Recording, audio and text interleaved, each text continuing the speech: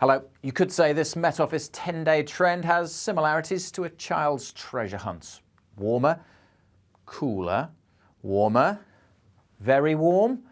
Let's take a look at some of the clues, starting off with what's going on high up in the atmosphere and the jet stream. Not a lot in the short term, as is often the case. The jet stream fairly weak and ill-defined at this time of year. But what happens as we go through the weekend is we get a bit of a push out in the Atlantic, and then the jet stream arches up to the north, and this ridging high up in the atmosphere allows high pressure to build across the UK. And this high pressure will bring most of us a fine and dry weekend. Getting there, however, isn't quite that straightforward. If we rewind the clock and look at Friday's chart, before the high really builds in, we do have these weather fronts pushing southwards, and they will bring some showery rain across the country on Friday.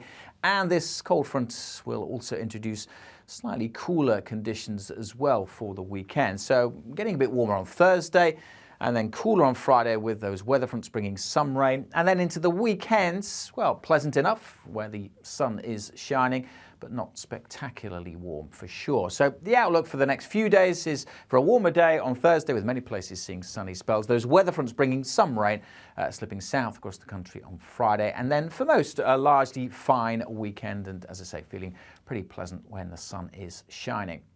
High pressure then continues to dominate through the weekend and probably into the early part of next week, and maybe even beyond. However, it is dependent a little bit on what happens on the other side of the Atlantic. Weather fronts are trying to push in during Monday, and as the jet stream does get a bit of organisation to it, does get a bit of welly to it, it does dip down out in the Atlantic, and the exact position of this trough, as it's known, will dictate how low pressure systems and weather fronts try and push in from the northwest. So an increasing chance of some showers by Monday, but for most of us, the high pressure looks like holding on and keeping things dry.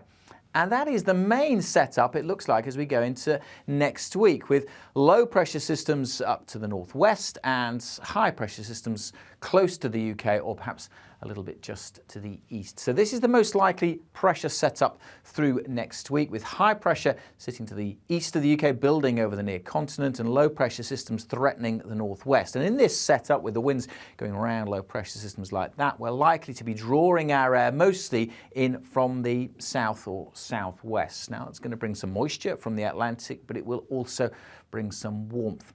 However, a subtle shift in this pressure pattern could allow us to tap into some warmer air. If the high is just a little bit further east, for example, that will allow low pressure systems closer to the UK, so an increasing threat of showery rain into the northwest.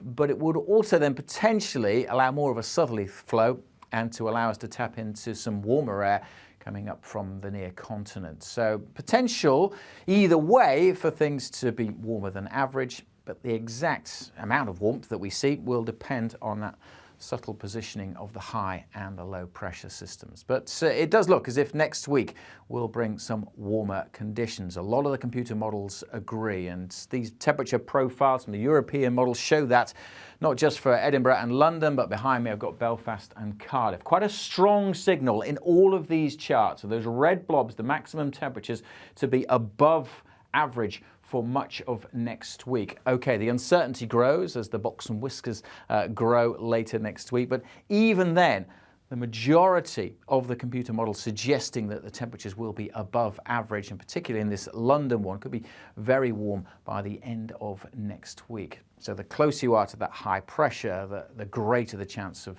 drier, sunnier weather, and therefore the greater the chance of those temperatures being higher than average. So these graphs show individual cities and the projections, but I've got some maps to show you now that show those temperature rises in a slightly different format.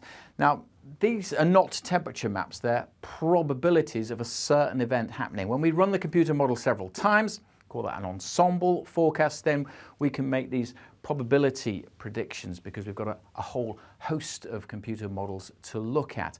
And these ones are looking at a certain event, and that certain event is the probability of temperatures being 4 degrees above average. The yellows suggesting a probability of 20 to 40%. But as we go through next week, there's a stronger signal Those darker orange colours, particularly you'll notice, again, closer to that area of high pressure across the southeastern quarter of the UK for temperatures to be 4 degrees above average for Wednesday, Thursday, Friday, that probability rising up to 60, maybe 70, 80%. That's quite a strong signal that it is going to be warmer than average through the second half of next week. As I say, particularly close to that high pressure system. Closer to the low in the west and northwest, we are likely to see some rain at times, but a warm spell is likely across the UK for sure.